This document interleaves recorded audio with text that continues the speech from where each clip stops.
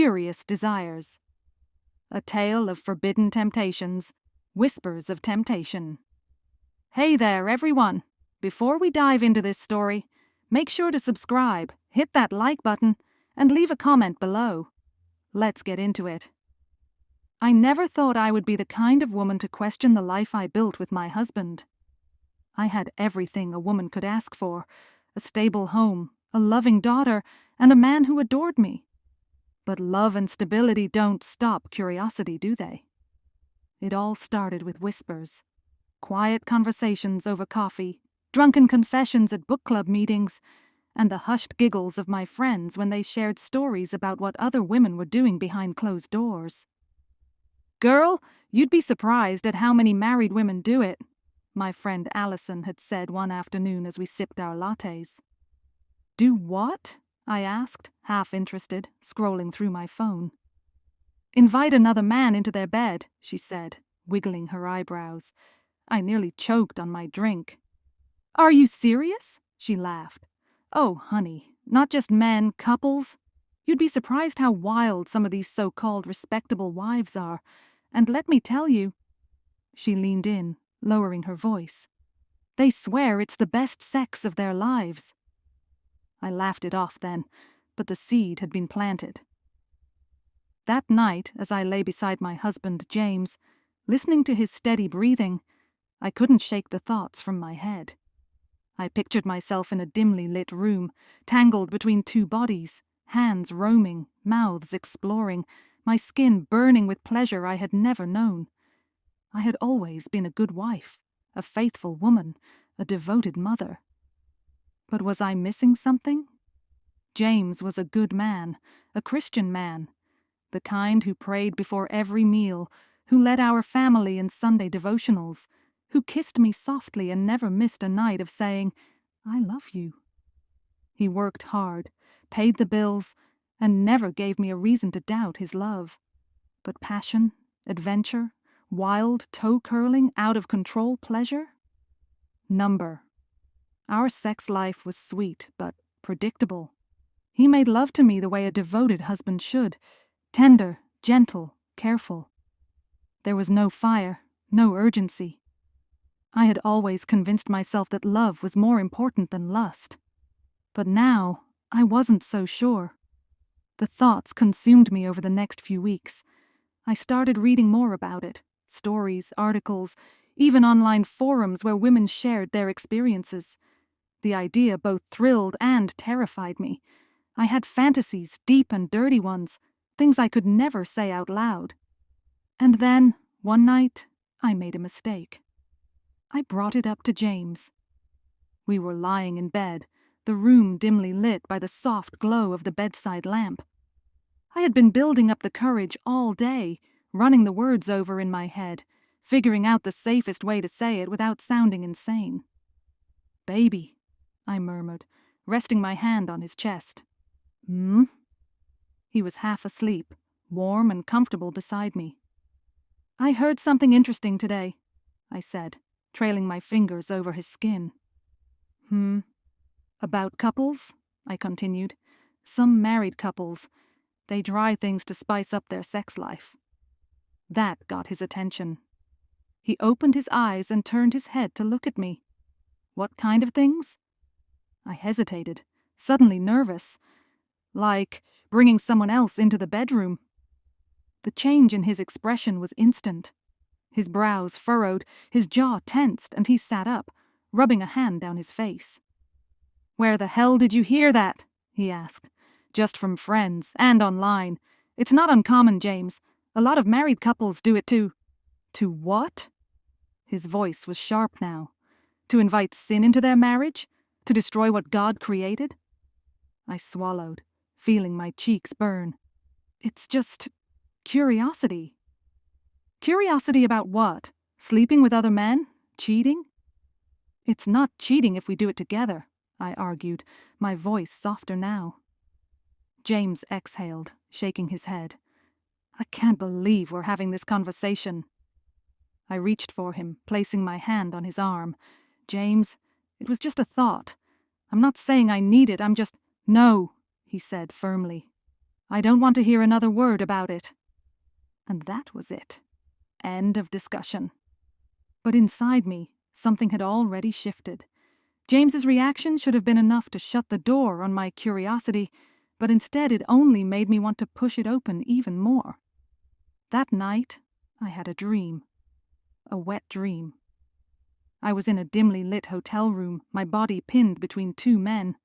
Their hands were everywhere, their tongues tasting, teasing. I moaned, my body arching, heat pooling between my thighs as I surrendered to the pleasure of it all. I woke up panting, my skin on fire, my panties soaked. And that was when I knew. Curiosity had turned into desire. And desire? It was only a matter of time before it became action. I tried to ignore it. I tried to push the thoughts away, to pretend they didn't exist, but they clung to me like a fever I couldn't shake. The dream had awakened something inside me. Something dangerous. Something uncontrollable. I found myself craving it, thinking about it at the most inappropriate times, while making breakfast, while folding laundry, while lying next to my husband at night. My body had been set on fire, and nothing James did could put it out.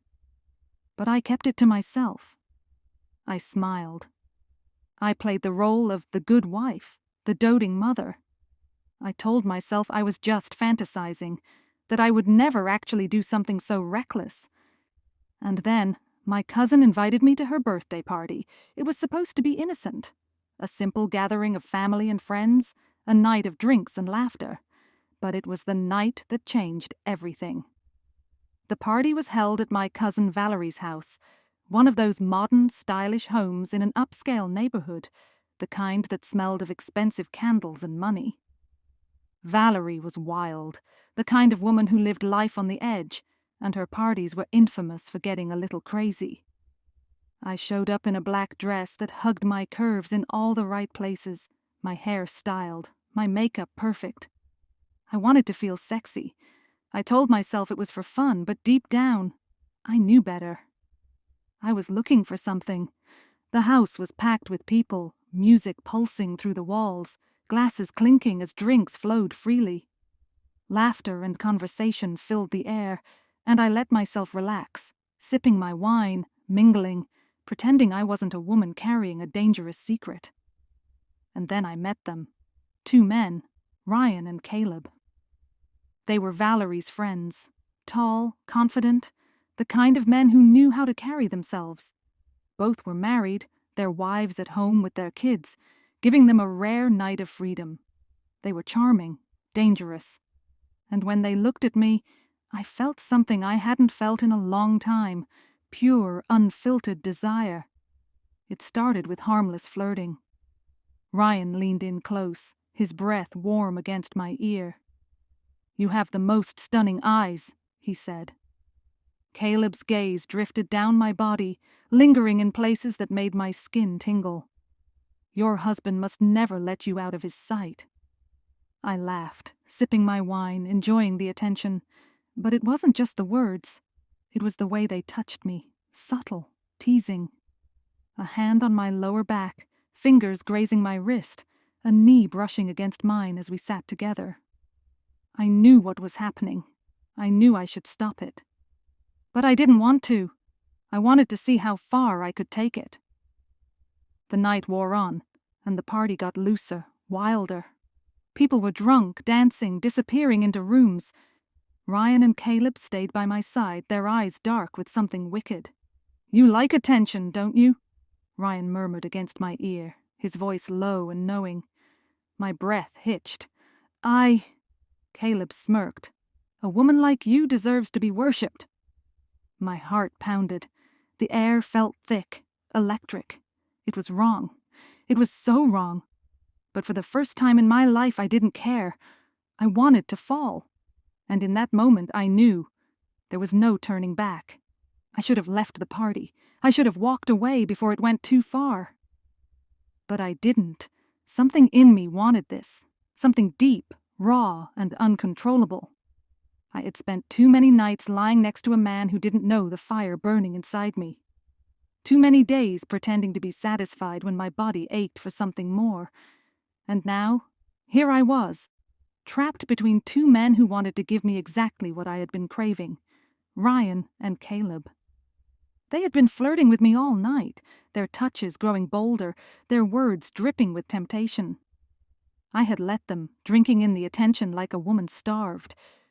And then, when the party started winding down, Ryan whispered the words that changed everything. "Come upstairs with us." My heart pounded.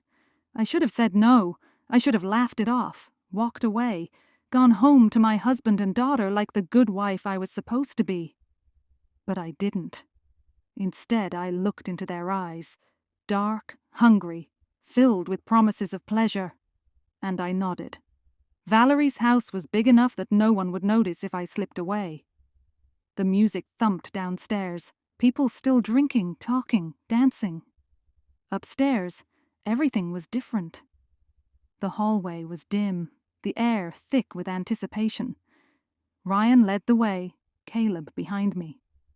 Their presence made my skin prickle with excitement and fear. We entered a bedroom, one of the many guest rooms, I assumed. The door shut behind us, sealing me in. I turned to face them, my breath shaky. My body was already betraying me, heat pooling between my thighs, my nipples tightening beneath my dress. I had fantasized about this moment, dreamed about it, but this was real. Ryan stepped closer, his hand sliding up my arm, his fingers feather-light against my skin. "You sure about this?" he murmured. Caleb came up behind me, his breath hot against my neck. "You can still walk away," he said, but his voice told me he knew I wouldn't. My lips parted, a weak protest forming, but then Ryan leaned in and kissed me, and I was gone. His lips were soft, but his kiss was demanding, hungry. Nothing like the sweet, gentle way James kissed me. This was different. This was a man taking what he wanted, knowing exactly how to make my body surrender. I moaned into his mouth, my fingers gripping his shirt, pulling him closer. Behind me, Caleb's hands slid down my sides, his fingers brushing over my hips. His lips found my neck, pressing open-mouthed kisses against my skin. I gasped, my body trapped between them, heat pulsing through me. I was doing this. I was really doing this. And I loved it. Ryan's hands cupped my face as he deepened the kiss, his tongue sliding against mine, making my knees weak. Caleb pressed against me from behind, his hands moving lower, gripping the hem of my dress, sliding it up. My mind screamed that this was wrong, but my body didn't care. I let them undress me, their hands exploring, teasing, driving me mad with need. When they finally took me, both of them, filling me, stretching me, making me moan and beg and cry out in ways I never had before, I knew I was never going back. I should have felt guilty. I should have woken up the next morning sick with shame, disgusted by what I had done. But I didn't. I felt alive, more alive than I had in years. Ryan and Caleb had unlocked something inside me, a hunger, a need I had ignored for too long. They had touched me in ways I never knew I craved, taken me to places I never thought I'd go. And now I wanted more. I needed more. I spent the next few days lost in a daze, reliving every moment of that night. The way Ryan had grabbed my wrists, pinning me to the bed, whispering filthy things in my ear. The way Caleb had kissed every inch of my body, worshipping me, making me beg for more. It was all I could think about. I was supposed to be a wife, a mother, a good woman. But all I wanted was to be theirs again. And that terrified me. I went through the motions of my normal life, pretending nothing had changed. James didn't suspect a thing. He kissed me in the mornings, prayed with me at dinner, held me at night. He was still the same devoted Christian husband. But I wasn't the same wife. I was restless, empty. And then, one afternoon, my phone buzzed with a message. "Ryan, can't stop thinking about you. When can we see you again?" My stomach tightened, my fingers trembling over the screen. I should have ignored it. I should have blocked his number and forgotten everything. But I didn't. Instead, I typed out the words that sealed my fate. Me. Tonight. That night, I made an excuse. Told James I was meeting Valerie for drinks. He didn't question it. He kissed my forehead, told me to have fun, and went back to watching TV. And just like that, I was free. I met them at a hotel. Ryan was waiting in the lobby, dressed sharp, his eyes dark with hunger. Caleb arrived moments later, flashing that same devilish smirk that made my knees weak. The moment we were behind closed doors, they devoured me, and I let them. I wanted them to. I needed them to. The sex was hotter, rougher, more intense than before. They knew my body now, knew exactly how to make me lose control.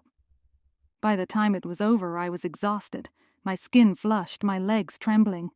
And yet, I was already thinking about the next time, because I knew this wasn't just a one-time mistake anymore. This was an addiction, and I wasn't sure I wanted to stop. I lost control. What started as a curiosity had turned into something I couldn't escape. I wasn't just sneaking around with Ryan and Caleb anymore. I was craving them. Every night, lying beside James, I thought about the way their hands felt on my skin, the way their lips claimed my body, the way they made me feel things I had never felt before. I was a wife, a mother. But I was also something else now. A woman with a secret so dark, so delicious that I didn't want to stop. I couldn't stop, and then they made me an offer I never saw coming. It was supposed to be just another night, another hotel room, another excuse, another round of sinful pleasure. But this time, after we were done, as I lay tangled in their arms, breathless and satisfied, Ryan stroked my thigh and said, "What if we take this to the next level?" I blinked at him. "Next level?" Caleb grinned. "Our wives." I froze. My heart pounded. My body ached for more, but my mind screamed at me to stop before it was too late. "They're just like us," Ryan continued. "They love to play. They know about you." My breath hitched. "They know?" Caleb nodded. "And they want to meet you." The room spun. I had crossed so many lines already. But this was something else. And yet, deep inside, something thrilled at the idea. The thought of being touched by more hands, more mouths. The idea of letting go completely, of diving into something even more taboo. I swallowed hard. I don't know." Ryan smirked. "Think about it, sweetheart." And the truth was, I didn't need to, because I already knew my answer. A week later, I found myself walking into a private suite in another hotel. Ryan and Caleb were there, waiting, and so were their wives. Two gorgeous women, confident, sexy, experienced. They smiled at me like they already knew my body, like they had already imagined this night over and over. "Are you ready?" one of them asked. I licked my lips, my pulse racing, and then I whispered the words that sealed my fate forever. Yes. That night, I didn't just cheat on my husband. I surrendered completely to my deepest, darkest desires. And when it was over, lying there with 4 other people tangled around me, skin hot, body sore, heart pounding, I knew. I could never go back. I had found my greatest pleasure. And the question now was, would I give up my husband and daughter for it? Or would I keep living this double life, forever trapped between the love of my family and the lust that had consumed me whole? I stood in front of my bathroom mirror, staring at the woman I had become. I barely recognized her anymore. Her lips were fuller, her skin flushed, her eyes holding a wicked spark that wasn't there before. This wasn't the face of a devoted wife. This was the face of a woman trapped in a world of pleasure so deep she might never escape. And the scariest part? I didn't know if I wanted to. James kissed my forehead before heading off to work, his eyes filled with love, devotion, trust. I almost laughed, If only he knew. If only he knew that last night, while he slept soundly in our bed, I was in a penthouse suite, my body tangled with 4 others, moaning in ways I had never moaned for him. If only he knew that his wife, the woman who once clung to his every touch, now belonged to something darker, something forbidden. But he didn't. And as I watched him drive away, my heart clenched. I had a choice to make. Did I keep pretending? Keep sneaking away to indulge in my wildest fantasies, hiding my sins behind sweet kisses and fake smiles? Or did I finally admit the truth? That I loved this life more than I loved my own husband? That I had outgrown the safe, predictable world of marriage and motherhood? That I craved more, needed more, and I wasn't willing to give it up? I turned away from the window, my phone buzzing in my hand. It was Ryan. Ryan, same place tonight? I hesitated. Then, before I could stop myself, I typed 2 simple words. Me. Of course. I had made my decision, and there was no turning back now. What do you think she chose? Did she ever leave her husband? Or did she keep sneaking around, living this dangerous double life? Let's talk about it in the comments. If you enjoyed this story, don't forget to like, subscribe, and stay tuned for more stories just like this.